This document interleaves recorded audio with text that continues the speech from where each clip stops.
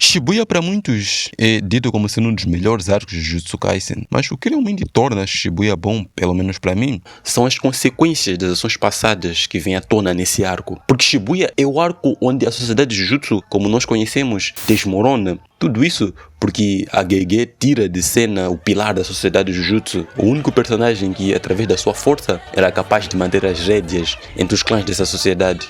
E obviamente eu estou falando aqui de Satoru Gojo. Com o selamento do Gojo, a sociedade Jujutsu colapsa. Mercenários voltam com suas atividades. O clã Zenin, que já era um clã com full de problemas, só piora. O Sukuna reivindica, mesmo que seja momentaneamente, o corpo do Yuji por conta daquele contrato que eles já haviam feito na temporada passada. E, consequentemente, destrói boa parte da cidade de Shibuya na sua luta com o Maoraga e o Joko. Que vale ressaltar que são lutas muito boas, principalmente a do Jogo versus Sukuna, porque no final dessa luta temos um diálogo bem reflexivo e bonito, na qual Sukuna fala que o que realmente tornava o jogo fraco eram as suas atitudes que se assemelhavam dos humanos, porque mesmo sendo uma maldição, o jogo sentia empatia pelos seus companheiros. E o Sukuna não entendia isso, porque para ele a única forma de se conectar com alguém de verdade era através da força. Então, mesmo que aparentemente já tenha sido humano no passado, Sukuna não consegue entender essas demonstrações de afeto, principalmente vindo de uma maldição. Mas enfim, depois de Sukuna fuder com boa parte da cidade de Shibuya e devolver o corpo para o Itadori ver todo o estrago que havia sido feito e, consequentemente, fazer com que o Itadori se culpe por isso, nós vemos que nesse momento o Itadori quebra e, para ele tentar se sentir menos culpado, a única coisa que ele consegue dizer é só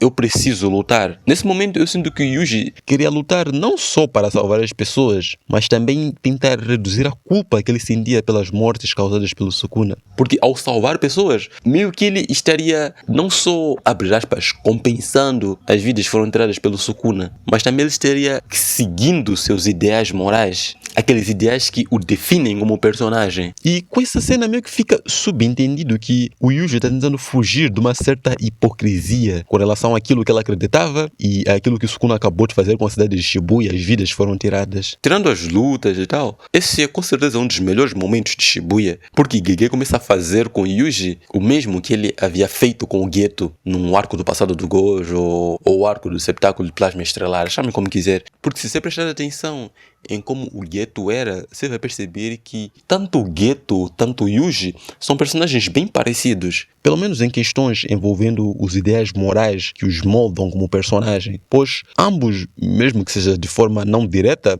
glamorizavam o ato de ser um feiticeiro Jujutsu através da sua visão idealista sobre exatamente o que é ser um feiticeiro Jujutsu, como se ser um feiticeiro Jujutsu fosse um grande objetivo ou propósito de vida, enquanto que não existe nada de nobre ou heróico em ser um feiticeiro Jujutsu, pois sendo você está condenado a uma vida curta e cheia de perigos. E tendo tudo isso em conta, o que a Gege faz é, no começo do mangá, nos apresentar um protagonista que via no Jujutsu uma forma de cumprir a promessa que ela havia feito com seu avô. Promessa essa que envolvia salvar, proteger e mais tarde morrer rodeado de várias pessoas. Mas a Gege mostra de forma crua e dura que nessa sociedade você não é nada além de uma engrenagem que, quando deixar de ser útil, vai ser substituída por outra. Então não existe nenhum propósito grande, um sentido grande em ser um feiticeiro Jujutsu. Você deve matar maldições porque essa é a sua função, esse é seu dever como feiticeiro Jujutsu. Da mesma forma que as maldições matam humanos e elas não ficam tentando justificar isso, pois essa é a natureza deles como maldição. E o Yuji percebe isso enquanto luta com o Maito, e nesse processo ele tem uma desconstrução dos seus valores. Ele aceita que ser um feiticeiro Jujutsu é estar em uma constante contradição entre aquilo que você se diz ser e aquilo que você faz. A única diferença do Geto e do Itadori foi como o Yuji, diferente do Geto, aceitou a sua insignificância perante o mundo Jujutsu.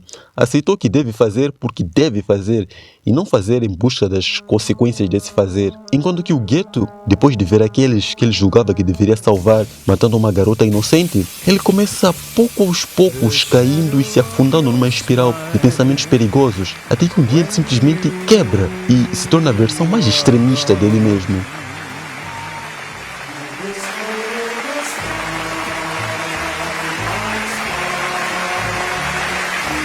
Primatas sujos. O que o mundo Jujutsu nos ensina é que ninguém é realmente especial ou algo do tipo. Todos estão apenas tentando seguir a natureza das coisas. Tanto Yuji, tanto Geto tentavam fugir dessa natureza, colocando um significado muito grande em suas ações como feiticeiros Jujutsu. Porque fazendo isso, eles meio que tinham uma razão ou um motivo para continuar fazendo o seu trabalho. Pois como o próprio Geto diz, uma razão é necessária para dar valor às nossas ações, especialmente quando se trata de um feiticeiro Jujutsu. Eu não posso negar que essa é uma das frases mais humanas que eu já ouvi em Jujutsu Kaisen. É muito humano ficar buscando sentido nas nossas ações. Isso nos motiva a continuar vivendo num mundo rodeado de absurdos. Mas eu também não posso negar que chega a ser meio engraçado ou irônico ficar a buscar sentido num mundo que a todo momento nos diz que não existe nenhum sentido. As coisas só existem por existir e nada mais que isso. Tudo que você faz ou deixa de fazer não importa para o mundo. Você que cria essa importância. Você que cria Deus, coloca nele um sentido que se disfarça numa esperança de uma próxima vida e um conglomerado